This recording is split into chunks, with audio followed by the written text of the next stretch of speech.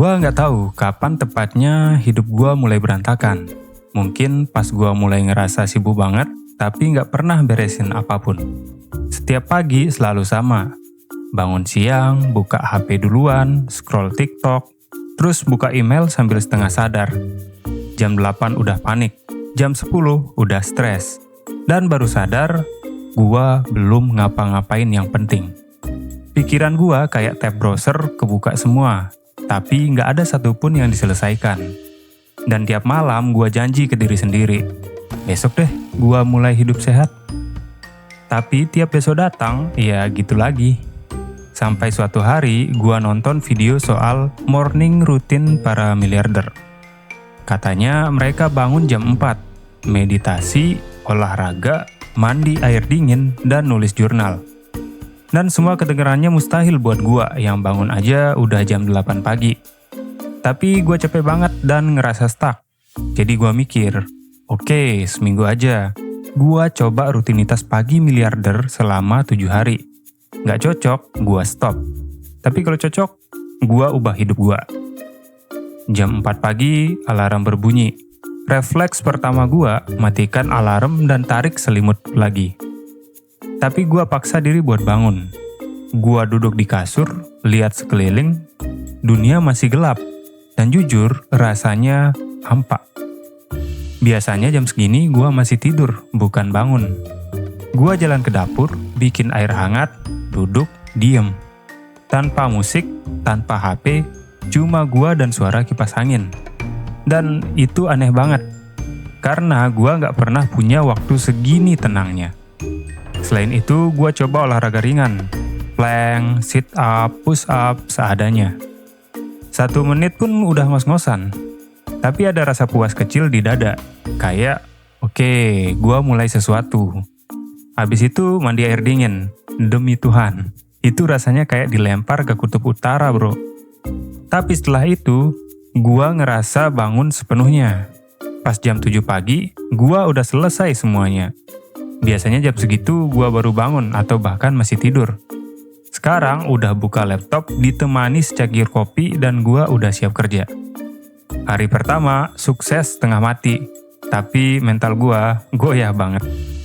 Hari kedua, alarm berbunyi. Gua langsung nyesel. Tubuh gua berat banget. Mata merah, kepala pusing. Gua coba ulang pola yang sama. Bangun, meditasi, olahraga, terus nulis jurnal. Tapi kali ini nggak terasa keren sama sekali. Gua ngantuk seharian, kerja nggak fokus, dan malah jadi berantakan.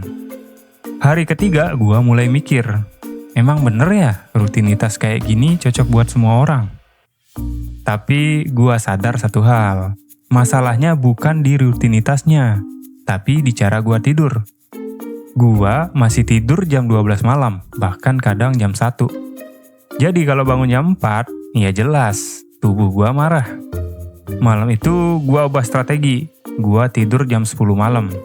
Dan buat pertama kalinya dalam bertahun-tahun, gua ngerasa punya kontrol atas hidup gua. Hari keempat, semua mulai klik. Bangun pagi udah nggak sesakit sebelumnya. Udara dingin tapi nggak nyiksa, malah terasa segar. Gua mulai nulis jurnal tiap pagi. Bukan yang sok produktif, cuma nulis hal-hal kecil yang gua syukuri. Kayak masih punya waktu buat diri sendiri. Atau langit pagi ini keren banget. Dan itu sederhana banget, tapi ngebikin gua sadar kalau kebahagiaan nggak selalu soal target besar. Kadang cuma soal hadir di momen kecil kayak gini. Olahraga makin ringan, tapi rutin. Mandi air dingin udah jadi bagian dari rutinitas. Dan herannya, gua malah kangen pengen lakuin lagi. Hari kelima, gua udah bisa mulai kerja jam 6 pagi. Dan hasilnya fokus, tenang, dan lebih cepat nyelesain kerjaan yang biasanya makan waktu seharian. Hari ke-6, gua ngerasa sedikit aneh. Biasanya pagi gua rame, notifikasi, email, musik. Sekarang cuma gua dan suara burung di luar. Awalnya terasa sepi. Tapi lama-lama gua nikmatin. Sepi itu ternyata bukan musuh. Sepi itu ruang buat mikir, buat refleksi, buat ngerasa hidup tanpa distraksi. Gua ingat, dulu tiap pagi gua panik. takut ketinggalan, takut nggak cukup produktif.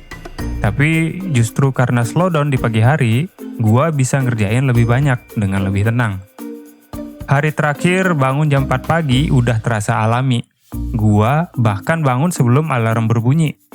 Gua meditasi, olahraga, mandi, nulis jurnal, dan jam 6 pagi gua udah siap kerja. Tapi hal terbesar yang gua dapetin bukan cuma soal waktu atau produktivitas. Yang berubah justru cara gua ngelihat diri sendiri. Dulu, gua ngerasa hidup gua dikontrol sama notifikasi dan jadwal orang lain. Sekarang, gua yang ngatur tempo hidup gua sendiri. Dan ternyata itu memuaskan banget.